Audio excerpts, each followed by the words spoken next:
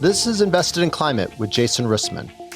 I see climate as the world's biggest, most diverse, most important movement in human history. Millions of people dedicate themselves every day to protecting the planet. This podcast shares conversations with advocates, entrepreneurs, investors, policy experts, and anyone else that can push our thinking about what's possible and what needs to happen to address climate change. If you have ideas for episodes or feedback, get in touch on LinkedIn. If you enjoy the show, please leave a rating on Apple or Spotify. I'm currently building a new venture. It's related to storytelling and how we engage all sorts of folks in meaningful climate action. If you have expertise in this area, big ideas, or examples of something that's really working, get in touch. Thanks for listening and for doing whatever it is you're doing to support climate progress. Okay, let's get started.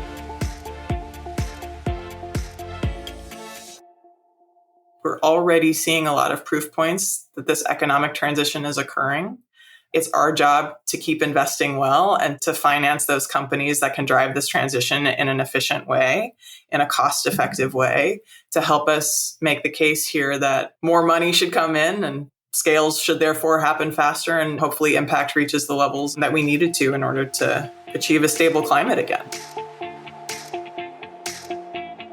Hi, folks. When Tom Steyer and Katie Hall came together in 2021 to found Galvanize Climate Solutions, it promised to be something rather unique. They both bring decades of experience managing many billions of dollars, incredible networks, and insights to find the best, most impactful investment opportunities for climate. Recently, Secretary John Kerry joined Galvanize as a co-chair, adding perhaps unparalleled international expertise to their team. The firm prioritizes not just financial returns for their investors, but also real climate impact.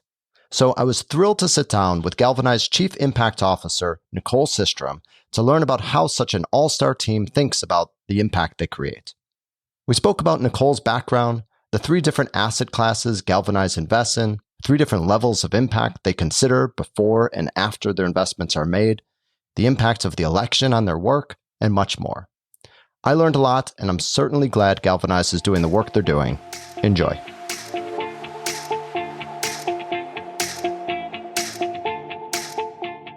Welcome, Nicole. Great to have you here. Thanks for joining. Thanks for having me. I'm excited. Been looking forward to this. Me too. Well, it's been a crazy week. How are you doing? I'm good. Election didn't turn out as I would have hoped, but I'm not surprised. So it's more, I think I've spent the last few days just kind of coming to grips with how we're going to move forward, because we don't really have a choice. The climate doesn't care. We've got to make this happen. So I hear you. Climate doesn't care. Let's keep moving. We will circle back and talk more about the election and what it means for Galvanize. But first, let's set some context and learn a bit about you. You've been focused on climate your entire career, I believe, and you've worked with some really interesting and impactful organizations. Give us a quick tour of your past.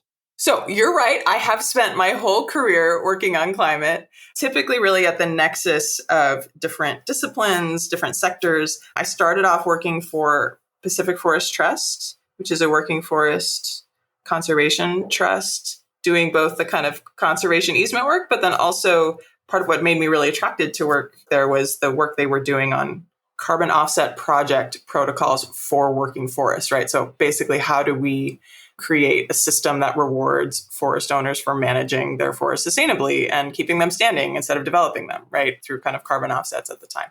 From there, I went to TerraPass, where I managed and developed carbon offset projects at landfills all over the United States. So that was not something I would have predicted as a young girl, that I'd be working. Beauty of forests to landfills. To landfills and learning all about, landfill methane and regulation. At that point, though, I went back to business school because I really wanted to, I'd always been kind of thinking about how do I make the most impact in climate. And after spending some time, that early portion of my career, I really kind of honed in on we have to be able to make the business case here. If we can't make this profitable, we can't show that it's profitable, if we can't make it make sense for people to make money off of this transition, we just won't, it's my belief, we won't go as fast and as far as we need to go. So I went back to business school. After that, ran my own consulting firm for almost 8 years, where I did work again at the intersection of these different kinds of groups. I worked with philanthropists and entrepreneurs and investors, and even did a little work for some Fortune 500 companies, but all around the idea of how do we bring more resources, more money, more people, more time into this climate movement. Eventually that led me to Galvanize. So here I am today. It's nice to end up at Galvanize. I think for a while there, I was like, where is this going? Like, I have all these different interests, but how do all these threads come together? And it turns out that this job at Galvanize came along, and here I am. Well, let's talk about those threads. And I know that careers are rarely linear, but especially for people who build expertise and networks within a space, they're often driven by a few questions or problems that you've fallen in love with and sort of keep coming back to. Is that the case for you? I have a suspicion it is, and I even have a hypothesis about what the question might be, but I'd love to hear what you think. Is there a question that you keep coming back to and you might always keep working on in some way? Yeah, I mean, other than that, like top level sort of motivation of like, how do we get more resources into climate? I think that the puzzle that is interesting to me is how we get all of these different groups of stakeholders working together in concert, right? So, I mean, climate is a pretty wicked problem. It affects all aspects of our lives. Everyone around the globe is touched by it. And I think it really requires that we get all different groups of people involved. And so when I think about who those groups of people are, that's, in my mind, that's investors, that's policymakers, it's activists, kind of advocates from the advocacy sector, technologists, scientists, communicators. We can't make progress on climate if all these groups aren't working in concert. And I guess I've seen too many times, like if one group kind of gets out ahead of the others, like its progress is sort of stymied until everyone comes up to the same place. So that's the thing that fascinates me. How do we get these different groups of people talking to each other and working together? Fantastic. Well, I think a good time for us to turn to Galvanize and see how you're exploring that question in your current role. But we need to do some table setting because Galvanize is not a typical investment firm. Tell us a bit about Galvanize and really what makes it unique. Yeah, we were founded in 2021 by Tom Steyer and Katie Hall. As an investment firm, we're just totally focused on the business of decarbonization. We don't do anything else. And I think it's important to underline, we're a market rate investment firm. Like, this is not concessional. This is not philanthropic. We are really showing up as market rate, conventional air quotes investors with a very deep expertise and dedication to the energy transition, the climate transition. So I was one of the first handful of folks at the firm when we were founded a couple of years ago now. And part of the reason I joined was to build an interdisciplinary impact team. One of my very strong beliefs, which Tom and Katie held at the time, still hold today, and many of our other sort of founding team also agreed with, is that really to be really exceptional climate investors, we would have to pull together expertise from all of these different disciplines, really at the intersection of science, technology, policy, markets, geopolitics even. If we can pull all of that expertise together and kind of get it all working in concert, then we're set up well to really understand the nuance of how this transition is going to happen and hopefully make better investments as a result. Nicole, it's hard to not hang out for a second on the people that you've mentioned and that are involved in Galvanize. And in addition to Tom Steyer and Katie Hall, John Kerry recently joined in some capacity. It's a pretty exciting cast of characters. And I think that for listeners, it'll be interesting to know a bit of what it's like behind the scenes with all that brain power and that climate expertise. What is it like? Well, it's a dynamic place to be every day.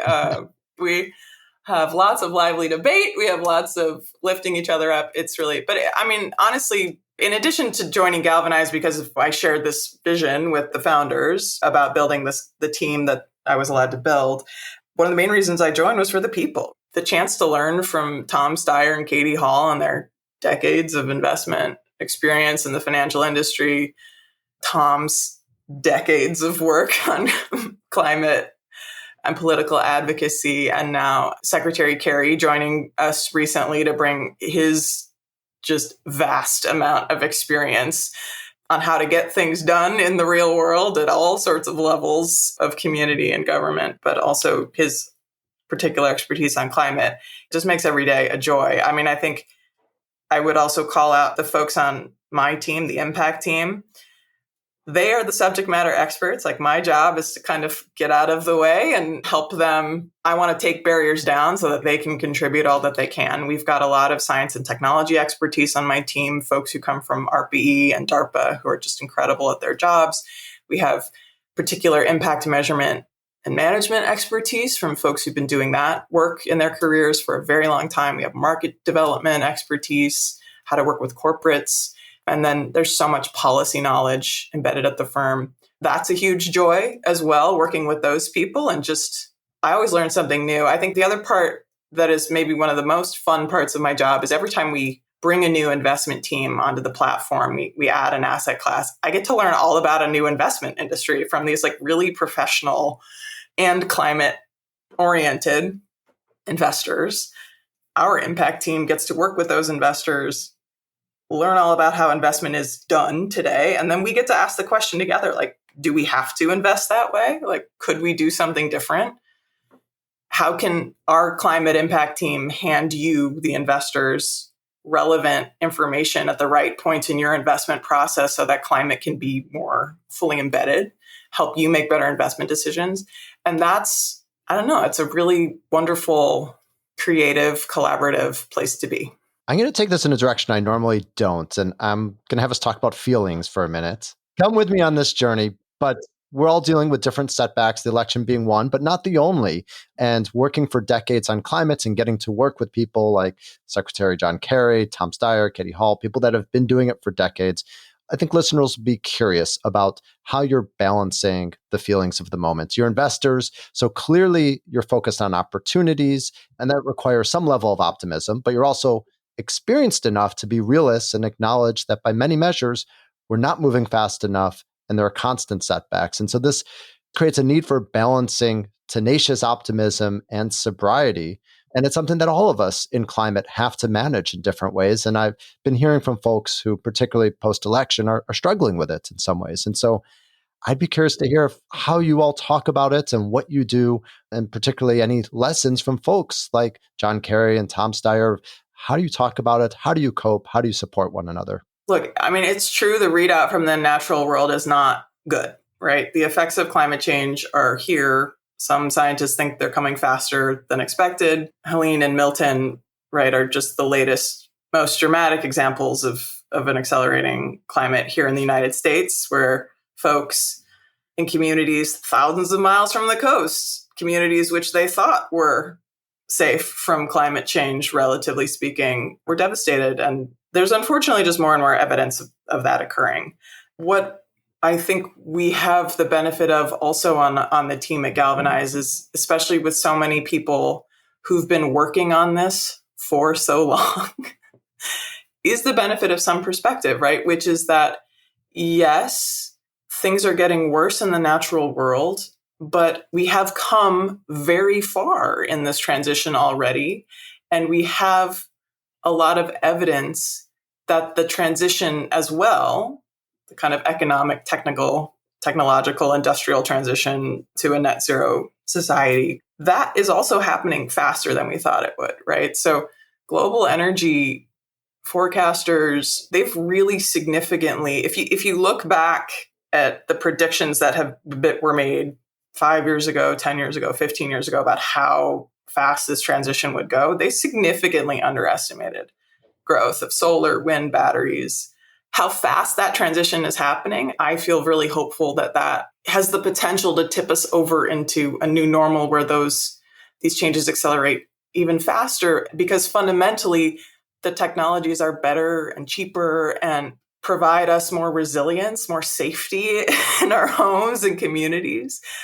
We try to remember that at Galvanize. I mean, we see that data every day. We're working in it. And so I think that's probably where I know I take the most solace from. And like our job at Galvanize is to help prove that story, to help share that story. And, we do that one-to-one. We try and do it as a platform, but that's, I think, what keeps me going for sure. Awesome. Well, thanks for doing that here with us right now, at least for a few minutes. Let's go back to what makes Galvanize unique in terms of your investment strategy. You pull on different levers: venture investing, real estate, public equities. I believe those are the main three. Why those three? Well, climate, as we've already talked about, right, it's a wicked problem. It's also a whole of economy problem. So we think it really requires a whole of economy approach. And it's our belief that our investment strategies benefit from having other investment strategies at the platform, right? It helps us, the venture investors, understand what's going to happen downstream. The public equities team can understand what's happening in the real estate industry. Fundamentally, we're really looking to build new strategies where investment can both have a climate impact, but also make a profit, right? We're for-profit investors, but two, where there's compelling investment talent and expertise, right? So we've started with these three: venture, real estate, and public equities, but we absolutely have ambition to expand into other asset classes in the future. There's, as you know, trillions of dollars required for this transition, roles for finance to play in kind of every asset class. And so I just hope that I get to sleep sometimes. That's what I hope as we go faster and harder to make this transition happen. All right. Well, hopefully not a fourth and fifth investment category so that you can sleep more. So let's go deeper into real estate, because your venture and public strategies are probably really familiar to most listeners, but real estate is a bit less common. So tell us a bit about that strategy. Yeah. So real estate, it's so funny. Whenever I talk about it, people often assume I mean a real estate venture, like a venture fund focused on real estate or a venture strategy focused on real estate. That's not weird. This is about real assets, right? Like, so real estate, depending on how you do the accounting, you can attribute 40% of emissions to the way we build and operate buildings on a global basis. So it's a huge wedge that we have to address if we're going to make this transition happen. What our real estate team is working on is identifying industrial facilities, multifamily homes, self-storage properties, the kind of assets that have large rooftops, underutilized spaces, typically older mechanical systems, where there's a lot of opportunity to upgrade them, right, with solar power, heat pumps, LED lighting, and therefore a really high potential to decarbonize their operations and sort of reduce the cost of running these buildings, which is then drives up the value of the building, which is the goal that we're working towards. And so we've already bought and announced a few buildings here. Our first one was an industrial facility in Maryland, and we're planning to do a community solar program there and retro commission some of the mechanicals. We also bought an industrial facility in New Jersey, which there was a solar system on this building that we're going to replace the roof, but we can actually put the solar system back on to meet the future tenants' kind of demand needs. And so that's a big win for us, for the tenant, and hopefully for our investors as well. Nicole, the firm has been around for a few years now. How's it going? How is the thesis you're operating under panning out, and what surprises have you been encountering? Well, the thesis at the heart of Galvanize, right, is that energy transition is inevitable, exponential. We're trying to deliver something that the market wants, which is better, cheaper, faster solutions. And I would say we're already seeing proof points of that, right? I talked earlier about how energy forecasters kind of significantly underestimated the spread of clean technologies. And we see that today, right? New technologies beating out old commodities, solar panel prices down by 60% over the past 4 years, solar sales up fourfold, EV sales up fivefold, battery prices halved in China. This is pretty deeply ingrained now, I think, in the global economy. I do think one of the things that has been surprising is how the conversation has shifted around climate, even in just a couple of years we've launched, right? So I think when we started, or 5-10 years ago, even everyone in the climate movement, much of the rhetoric was about, this is about sustainability. We have to do this because it's the right thing to do. And in the past couple of years, the climate transition is really driven just as much by industrial policy now, right? We had the Inflation Reduction Act here in the United States. There's Green New Deal in the EU. This is about securing national supply chains. It's about resiliency just as much, if not more, than being about sustainability and affordability, right? So that's exciting to see. And I think ultimately a good thing. I think making the argument on affordability, on security, rather than on sustainability and sort of the rightness of doing this work is, I think, how we reach more people and really get this movement to take off. Nicole, another thing that makes Galvanize unique is your commitment to impact. And you are the Chief Impact Officer. Tell us a bit about how you embed impact across the firm, from your due diligence to working with your portfolio, and I'm sure in other ways. Yeah, well, that's my favorite topic, Jason. I'm Let's do it. Thrilled to talk about this all day, every day. So Galvanize, we believe impact and returns are pretty inextricably linked, right? And so in order to make sure that we are generating value and sort of managing our impact, we have to be able to measure it. We really do work hard at embedding impact across everything we do here. I kind of divide it into two buckets. There's impact assessment work and impact acceleration work, right? So the assessment work, that's everything we do, and mostly the impact team is feeding into, but we do it in concert with our investment colleagues, right? The assessment work is everything around providing impact projections relevant to pre-investment diligence, like everything about that investment process. How do we give you better information in the investment process to make a better investment decision? The impact acceleration work is about creating value kind of post-investment, right? And so we do that. The impact assessment and acceleration work, they look a little bit different in each strategy, but that's kind of the basic kernel of what we do. Maybe another way to put it too is I often think about impact at multiple levels. I think about it at the asset level. So, right, the portfolio company, the building level. What is the impact of that particular investment? And also, what can we do as a firm, as a team, to drive impact, to increase commercial traction and therefore impact at that asset level, because we're trying to make investments where those things are pretty much aligned. And I also think about impact at the strategy level, right? So how can we work with our investment colleagues to help them hone their particular theses and strategies into areas of the most potential impact given their economic thesis and the area of investment they're trying to undertake. And then finally, I think about impact at the firm level, right? So since we are a firm that is fully focused on the business of decarbonization, on driving this transition, are there ways that we as a firm can share our expertise, engage and collaborate with other partners, work on ecosystem initiatives, which hopefully make this work easier for all types of stakeholders and investors? Nicole, awesome that you have these three levels: asset, strategy, and firm. What does that allow you to do? Like, as you think of those things holistically, or do you think of them individually? Play it out for a little bit for us of what it means in practice when you are charged with thinking at three different levels simultaneously. Well, it allows our team, the impact team, which is, again, this interdisciplinary team of scientists and technologists and impact investment experts, market development, policy expertise.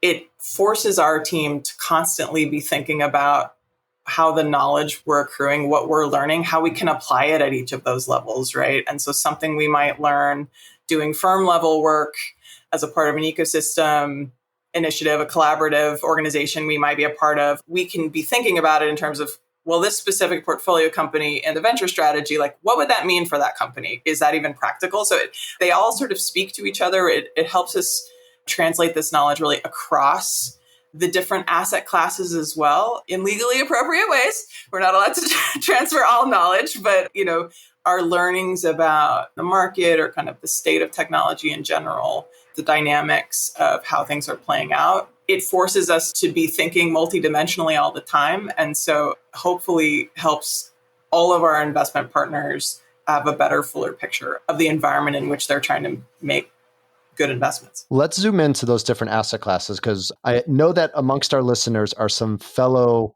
impact nerds. Hope you don't mind being referred to as an impact nerd. But I think folks will be really interested, in particular, if we think about what does it mean, particularly this moment in time, to be thinking about impact at a strategy level for real estate versus venture. Like, what are the opportunities? What kind of impact are you pursuing? And for others that are pursuing impact within their portfolios, what should they be thinking about? Impact looks different for each of our asset classes that we're working on, right? So maybe I'll start with public markets. So a good example of what we're doing there from an impact perspective, our public equity investors really believe strongly in engagement, do a lot of engagement work with their portfolio companies. So what our team, the impact team, does, a lot of our work with the public equity team is around supporting that engagement. And in particular, we focus most of our engagement around climate goals and climate expertise, right? So a good example there, we came out with a paper that we co-wrote with the Stanford Graduate School of Business last year, which was focused on executive compensation and how best to tie the achievement of climate goals to executive compensation, to long-term incentive programs. And really the motivation there was our belief that if we're trying to encourage corporations to decarbonize, you want to hold the leaders of those corporations accountable, and money talks. And so executive compensation should be a strong tool to motivate the leaders of these companies to continue to make progress on climate goals. And so that paper is available on our website. Anyone can download it, but we have found it to be a really effective tool in our engagement work with our portfolio companies. They're excited that we can come to them with something practical that they can talk about at the board level. And so that's been really powerful for us. It's great to hear. We actually had a previous guest from a different venture firm, in some ways really complained that companies not only fail to adopt climate tech, but that the incentives are misaligned because the tenure of CEOs is often shorter than the payback period for climate technologies. Yeah. And certainly the rewards they see in terms of quarterly performance in the market can't possibly keep up with how long it takes to see the returns from adopting climate tech. So great to hear that there's some new thinking around executive compensation, because that can make a big difference. Let's go to real estate. Sure. Real estate. Real estate is one of my favorite strategies because the impact is really, really tangible, right? Like, we're going to buy a building. We know how much energy the building uses. We knew how much it used before we bought it. And we will do some things like make it more efficient, incorporate new technology, put solar on the roof, and we'll be able to very directly measure the result of that activity. So maybe one of the easiest impact stories out there, but maybe just to bring a little bit more to life beyond just the measurement piece, how our team was helpful is, as the real estate team was really launching, our team did quite a lot of work working very closely with the investors to analyze the dirtiness of the grid, right, around the United States, since that's where we're focused today, to help the investment team understand the opportunity for, if we're going to buy buildings and try and offer clean energy to the tenants, where would that be most valuable? And so understanding the kind of current dirtiness level of the grid and where additional renewable energy would have the most impact is something that they've been able to now incorporate into how they target this market versus that market, and how they think about speaking to potential tenants in these buildings as well. So that's been a really fun thing that we worked on with them. For venture, we do a lot of work with our venture portfolio companies. All those folks that I spoke about being on the impact team, once we've done inputting all of our sort of thoughts and expertise into the diligence work and we make the investment, then we all put on our value creation caps. And so everyone is then thinking how can I contribute to this portfolio company's success? And that looks like we have a VP of market development in my team who does a lot of go-to-market support for the companies, helping them think about how their products can get the most traction where the customers are. We do a lot of customer introduction work as well. Our science and tech team, having come out of government, a lot of them having managed research programs at ARPA-E and DARPA, they have a lot of insight into how these companies might raise non-dilutive financing as well from government programs. And so we've done that work quite effectively. We provide talent support. The comms experts at our platform are working with the portfolio companies as well. So it's a lot of really just it's a lot of hands-on work there. It's exciting because those companies are growing fast and hard, and they have quite a lot of ambition. So it's fun to watch them grow. Tell me about next year. What are you hoping to achieve? We're not that old as a firm, right? So at the most basic level, I'm really excited for one more year of data to show how our investments are driving decarbonization and generating value. The real estate team, we've announced 2 buildings. We'll buy more. We'll be able to show some of those measurements that I was speaking about. The public equity engagement work, that's long-term work. Another year can be really meaningful in having progress there. Similarly, on the venture side, these companies are growing fast and hard. It'll just be great to see, hopefully, more proof that they are growing as fast as we think they are. The other area that I am interested in, and I think is going to be a big area for us next year, is we've made net zero commitments for each of these asset classes. Next year is going to be the first year that we report on our progress on those pledges at the sort of covering our financed emissions. So this is a year where we'll be working with those portfolio companies and our investors to try and drive progress forward on that front. Nicole, we've talked about your impact approach for public equities and real estate. What about venture? Are there particular venture investment spaces you're excited about from an impact perspective, or other ways you're guiding your investment teams? And after an investment is made, what are some ways you've helped some startups in your portfolio become more impactful? Our venture team at Galvanize has a really broad mandate. We address both mitigation and adaptation in the venture portfolio. The impact team, I wouldn't characterize it as guiding the venture team towards any particular solution spaces. What we do instead is, for every company that advances far enough in the diligence process for our venture strategy, we perform what's called a total addressable climate impact calculation. And the point of that calculation is to magically assume, if we could apply this company's technology or service, if we could apply it everywhere on the planet, how much emissions would be reduced. And the point of the calculation is to really give us confidence that the company is addressing a wedge of emissions of significant scale, right? We're not trying to solve small problems when it comes to the climate. Once we've actually made an investment, everyone on my team and across the platform at Galvanize really goes to work trying to help the portfolio companies get commercial traction, and therefore the impact traction we hope they're going to have in any way we can. So that takes many different forms. Our science and tech folks have provided feedback on product development. We've also done work to connect portfolio companies to potential sources of non-dilutive government funding. We've provided a lot of go-to-market support, customer introductions, kind of giving our portfolio companies opportunities to position themselves in front of important stakeholders and customers. We do a lot of work supporting portfolio companies' talent needs, provide comms feedback for them. So we work with them in lots of different ways and really tailor what we're doing to the needs of each portfolio company. Nicole, I promised we'd circle back to the elephant in the room, the election. What does the outcome of this year's election mean for your work, for climate, and your priorities next year? Well, I think we started at the top. There's really no doubt that Harris administration would have made things easier for the climate movement. What it's really underscored for me is how climate technology, we have to win in the marketplace, and we have to tell that story. I think if Galvanize can play a role in helping share that message, then we'll be doing our job, the part we can do, which is hopefully be doing good for our investors and doing well for the world. I think good investors focus on the fundamentals, right? So we at Galvanize, we don't make investments that rely on the hope of a policy passing or enduring indefinitely, right? For that matter, we look to policy as upside, as tailwinds. We wouldn't be good investors if that's how we were making investments to start, which I think puts us in a really good spot to take advantage of anything that comes along here in this next bit of time.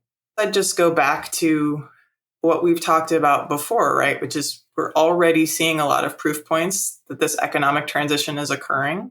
It's our job to keep investing well and to finance those companies that can drive this transition in an efficient way, in a cost-effective way, to help us make the case here that more money should come in and scales should therefore happen faster, and hopefully impact reaches the levels that we needed to in order to achieve a stable climate again. At the beginning, we talked about the question that you might keep coming back to or that has driven your career. And my hypothesis was that it was more or less what you just said, which is about what does it take to keep bringing money into climate? And so really value your perspective after all these years of working on it with different hats. And after all these years, hopefully you feel some level of pride for helping the climate finance ecosystem grow as it has. And of course, there's so much more that needs to happen. And much has changed to enable this progress, from corporate reporting to the cost of renewables to the mind share that climate gets to some big policy wins. In order to keep this sort of pace of progress that we actually need to meet our climate goals, what else do you think needs to change in the next few years?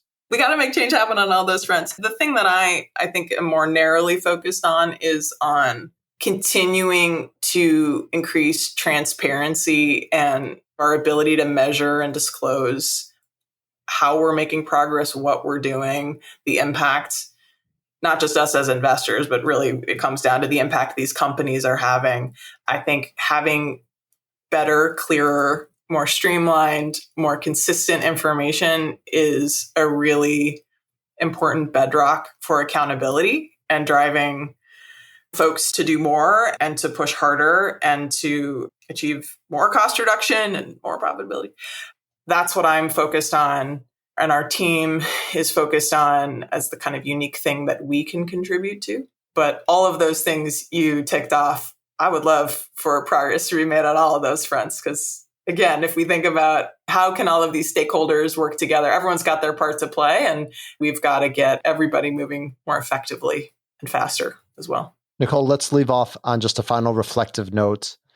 What's something that you want others working in climate to be thinking about as we close out this year and get ready for 2025? I'm really thinking about this next year as a real year of opportunity. It's easy, I think, for some of us who've been working on climate for a while to sort of view how this year is ending as a setback. I do think, especially from an investment perspective, again, wearing my investor hat squarely right now, volatility creates a lot of opportunity for good investments to happen.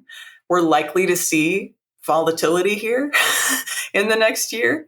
So smart folks with the right kind of expertise and enough gumption, there's going to be a lot of opportunity here to both make progress and then to share the stories of that progress in this next year in particular, but certainly far beyond that.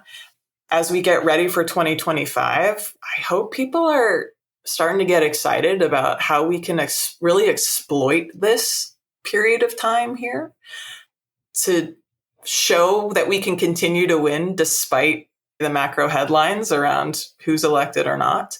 If we can do that, it'll be really powerful, just demonstrating that this transition is happening irrespective of who's in power, because it's just better. People want better, cleaner, safer technology, cheaper technology. And that's what we have to offer. So we've just got to get out there and show it. Great call to action. Great note to end on. Thank you, Nicole. Thanks for all that you're doing in your time today. Thanks. You too. Thanks for joining us for this episode of Invested in Climate. Please remember to rate us on Apple, Spotify, or Google. Find show notes, sign up for updates, get in touch, and visualize your climate action at investedinclimate.com.